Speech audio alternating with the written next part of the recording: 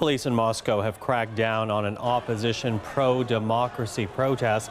Riot police and body armor chasing down protesters on city streets, and one monitoring group saying nearly 700 people have been arrested. Russian officials say the protest was unauthorized. Now, this is just the latest pro-democracy protest to be held on the streets of Moscow. And for more, let's bring in Stephanie Skandaris looking at what took place today and the bigger issue. So let's begin with the latest here, Stephanie. Well, Michael, Moscow police have said that nearly 300 people were detained.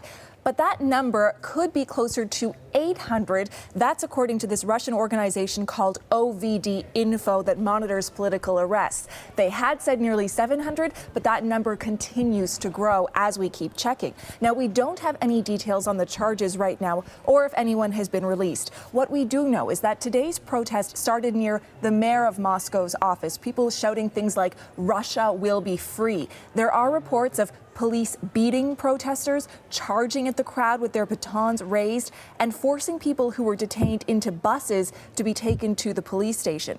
Now, in essence, this is over Moscow City Council elections that will be held in September. This is something that normally draws little attention. Protesters say several independent opposition candidates have been excluded from the ballot. They say for political reasons, and that's why they're protesting. Of course, officials dispute that. They say these candidates had insufficient signatures on their petitions to run. Now, this isn't the first protest of this kind. Last Saturday, more than 20,000 people protested, dozens arrested then too.